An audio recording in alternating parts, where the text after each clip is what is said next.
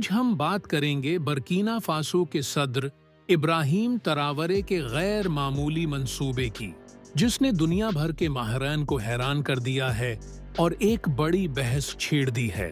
اسے لوگ خرگوش منصوبہ بھی کہہ رہے ہیں۔ صدر تراورے نے اعلان کیا کہ ان کی حکومت نے 12 لاکھ خرگوش ملک کے صحرائی علاقوں میں چھوڑ دیے ہیں۔ اصل سوال یہ ہے کہ یہ جرات مندانہ قدم کیوں اٹھایا گیا، اور کیا یہ برکینا فاسو کی تقدیر بدل دے گا یا اسے نئے مسائل میں ڈال دے گا؟ حال ہی میں واگاڈوگو میں میڈیا سے خطاب کرتے ہوئے تراورے نے کہا، اب وقت آ گیا ہے کہ ہم اپنی زمین اور اپنے صحرا کی تقدیر بدلیں۔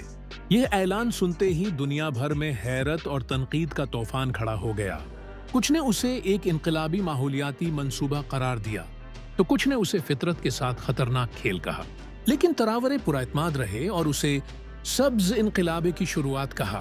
مسئلہ صحرا میں بدلتی زمین۔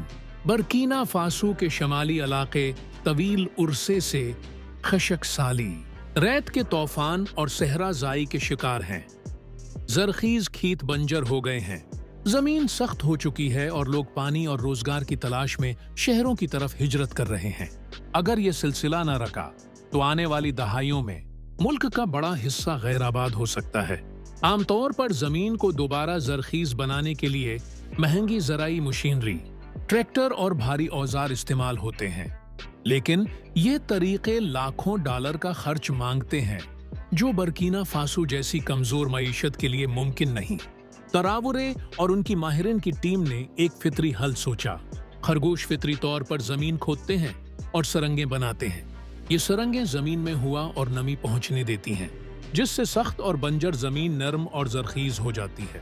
تراورے کے مطابق مشینوں سے محدود رقبہ ہی قابل استعمال ہو سکتا تھا، جبکہ خرگوش یہ کام قدرتی طور پر بڑے پیمانے پر اور کم خرچ میں کر سکتے ہیں۔ بچائی گئی رقم پانی کے ذخائر بنانے، درخت لگانے اور مقامی لوگوں کو روزگار دینے پر خرچ کی جائے گی۔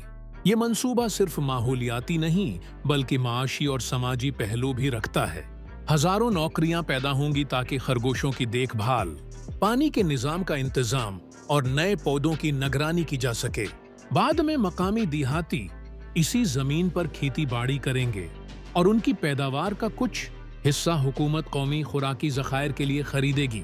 تراورے کے مطابق خرگوشوں کو 1 لاکھ ہیکٹر صحرا میں چھوڑا گیا ہے، جن میں سے صرف 5% پر ہلکی سبزہ زاری موجود ہے۔ مقصد یہ ہے کہ اگلے 5 سال میں کم از کم 80% زمین زرخیز بنا دی جائے۔ کئی ماہرین اس منصوبے کے بڑے پیمانے پر ہونے سے حیران رہ گئے۔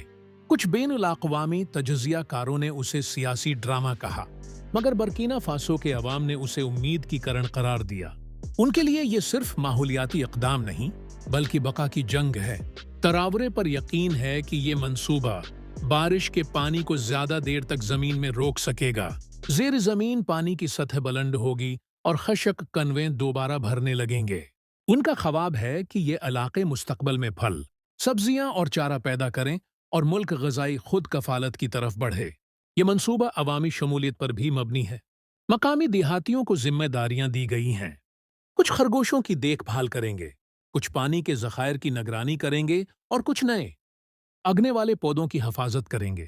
اس سے روزگار بھی ملے گا اور عوام کا اپنی زمین سے رشتہ مضبوط ہوگا۔